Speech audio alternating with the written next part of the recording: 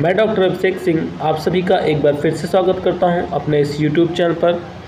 और आज की वीडियो में हम एक बार फिर से एबनॉर्मल साइकोलॉजी से रिलेटेड इंपॉर्टेंट क्वेश्चंस को अटेम्प्ट करें। हमारे चैनल पर अब तक सोशल साइकोलॉजी यानी समाज मनोविज्ञान, एबनॉर्मल साइकोलॉजी या जिसे साइकोपैथोलॉजी भी कहते हैं, असामान्य मनोविज्ञान या मनोरोग विज्ञान, जनरल साइकोलॉजी, सामान्य मनोविज्ञान या कहीं पर इसको बेसिक साइकोलॉजिकल प्रोसेस के रूप में भी जाना जाता है, इन सभी के कंप्लीट नोट्स चैनल पर प्रोवाइड हैं। इनके साथ साथ MCQ टाइप क्वेश्चंस भी, ऑब्जेक्टिव क्वेश्चंस भी, जिसमें सोशल साइकोलॉजी से रिलेटेड, एबनॉर्मल साइकोलॉजी से रिलेटेड, पर्सनालिटी मेंटल टेस्ट से रिलेटेड, स्टैटिस्टिक्स सांख्यिकी से संबंधित, रिसर्च यानी शोध से संबंधित, गाइडेंस काउंसलिंग परामर्श एवं निर्देशन से संबंधित, इन्वायरमेंटल साइकोलॉजी और लास्ट में साइकोलॉजी प्रैक्टिकल से संबंधित कंप्लीट वीडियोस चैनल पर मिल जाएंगे। आपको इन वीडियोस के लिए सिर्फ यहाँ पर जो आपका वीडियो के नीचे टाइटल है, टाइटल के सामने आपको डिस्क्रिप्शन का एरो दिख रहा है, इस एरो पर आप क्लिक करेंगे, नीचे आपको सभी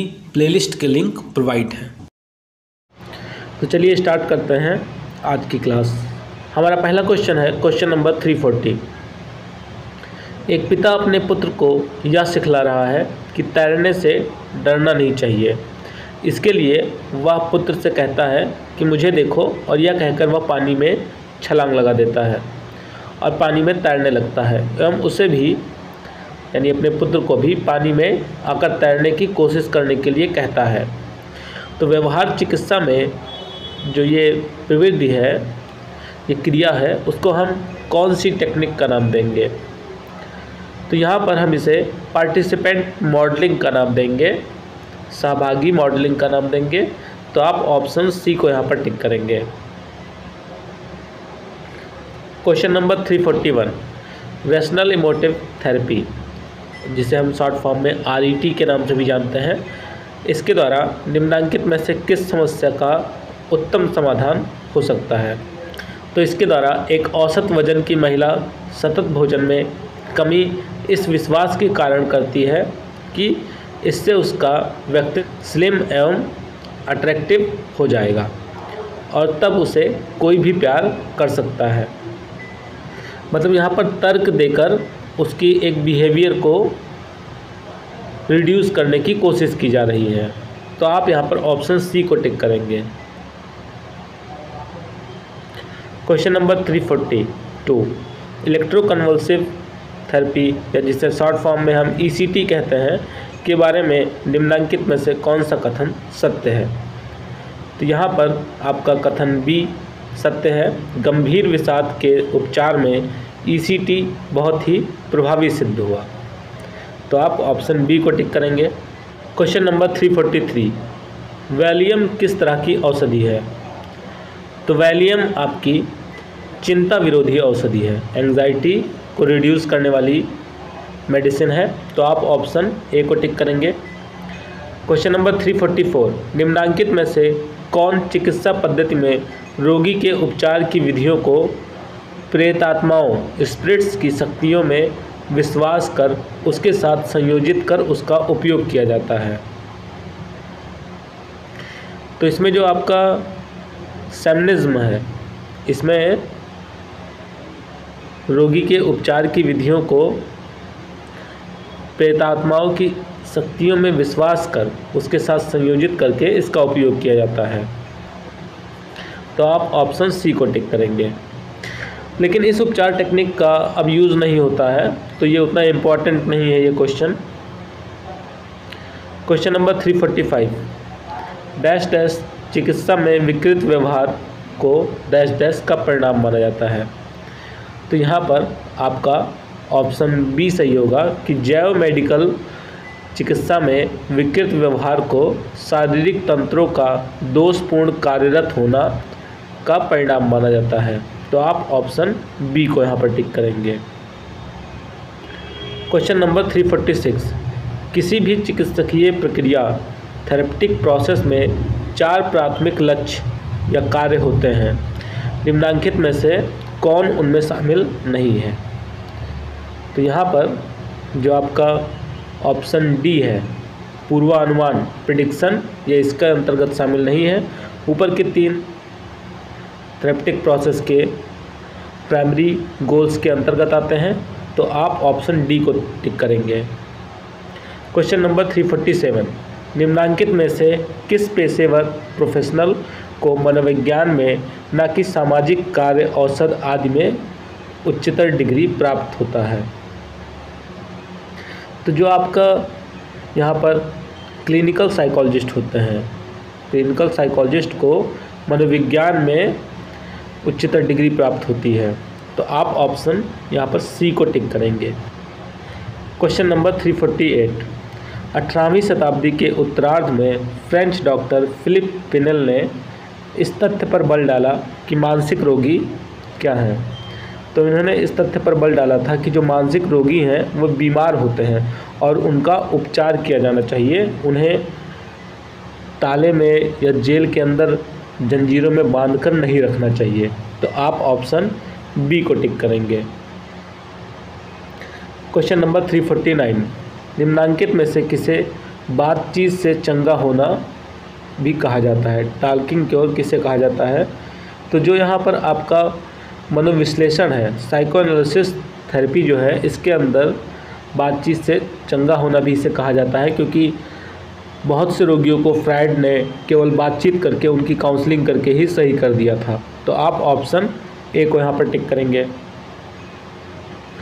क्वेश्चन नंबर 350, सरिता को अपने चिकित्सक को देखकर अपनी पिता की याद आती है, जिसके साथ उसका समायोजन उत्तम नहीं था। कभी कभी सरिता अपने चिकित्सक के प्रति वैसा क्रोध भी दिखलाती है जो सचमुच में वह अपने पिता के प्रति दिखलाती थी। यह फ्राइडियन मनोविश्लेषण में किस संपत्ति का उदाहरण है? तो यहाँ पर यह आपका स्थानांतरण है, ट्रांसफरेंस हो रहा है। वो जो अपने पिता के प्रति उसके इमोशंस थे उसको ट्रांसफ़र करके अपने चिकित्सक के प्रति कर देती है। तो आप यहाँ पर ऑप्शन ए को टिक करेंगे। क्वेश्चन नंबर 351, व्यवहारपरक परिविधि बिहेवियरल टेक्निक्स जिसे डैश डैश कहा जाता है। तो बिहेवियरल टेक्निक्स को हम कॉन्टीजेंसी मैनेजमेंट भी कहते हैं। तो आप यहाँ पर ऑप्शन बी को टिक करेंगे। क्वेश्चन नंबर 352, सोनी हवाई जहाज़ पर चढ़ने से डरती है, परंतु उसकी अनुमति से चिकित्सक उसे हवाई जहाज़ पर अपने साथ बिठाकर एक लघु यात्रा पर उड़ान भरते हैं और इस तरह से उसे प्रत्यक्ष रूप से सबसे अधिक डर उत्पन्न करने वाली परिस्थितियों के साथ समायोजन करने में मदद मिलती है। सोनी का यह अनुभव निम्नांकित में से किस उपचार योजना का उदाहरण है? तो सोनी का यह अनुभव उसका फ्लडिंग का एग्जाम्पल है। फ्लडिंग में जिस परिस्थिति से व्यक्ति डरता है, हम उस परिस्थिति से उसका सामना कराते हैं। तो आप ऑप्शन डी को यहाँ पर टिक करेंगे। क्वेश्चन नंबर 353, निम्नांकित में से किस मनोवैज्ञानिक द्वारा यह कहने पर कि मनोचिकित्सा बिल्कुल ही नहीं कार्य करता, मनोवैज्ञानिकों के बीच काफ़ी गर्म वाद विवाद उत्पन्न हो गया था? तो ये कथन कहा गया था हैंस आइजेंक के द्वारा। तो आप ऑप्शन सी को टिक करेंगे। Question number 354, rational emotive therapy, rational emotive चिकित्सा व्यक्तित्व परिवर्तन का एक ऐसा विस्तृत तंत्र है जो निम्नांकित में से किसके परिवर्तन पर आधारित है?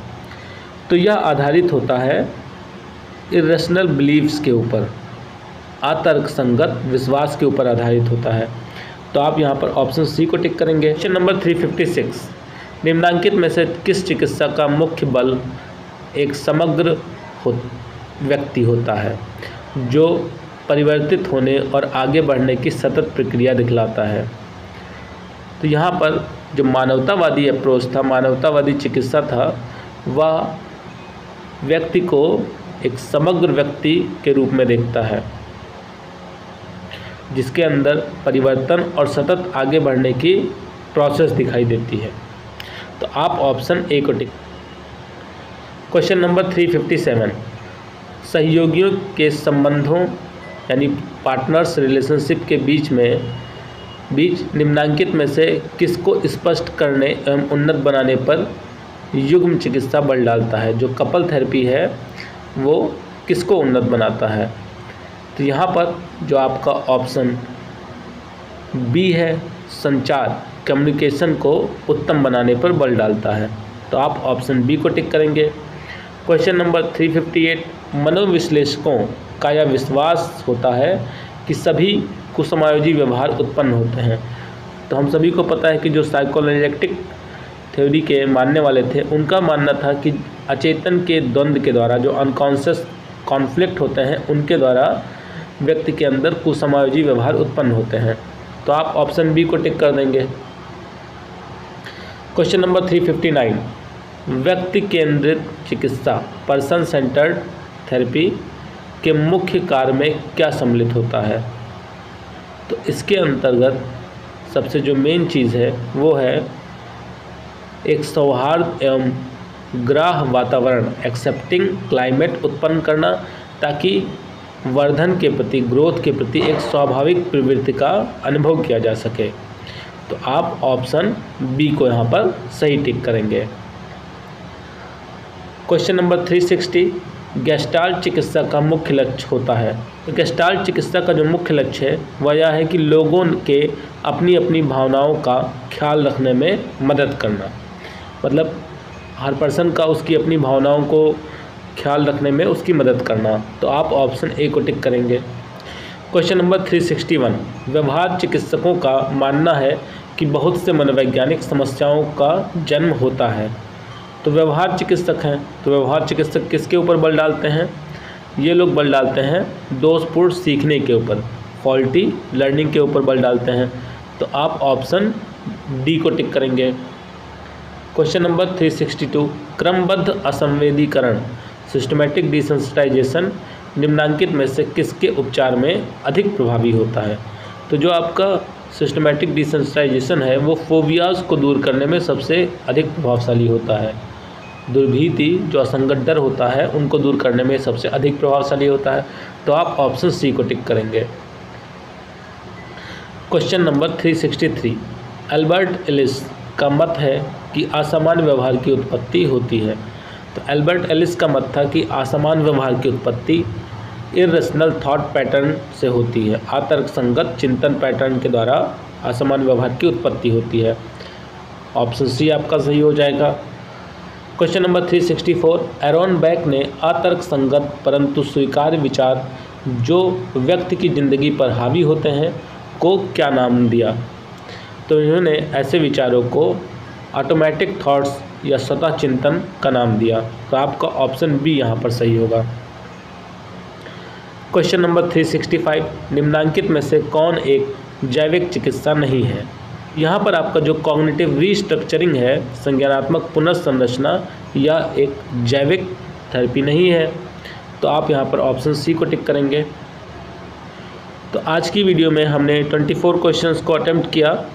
नेक्स्ट वीडियो में हम कुछ और इम्पॉर्टेंट क्वेश्चंस को अटेम्प्ट करेंगे। तब तक के लिए धन्यवाद।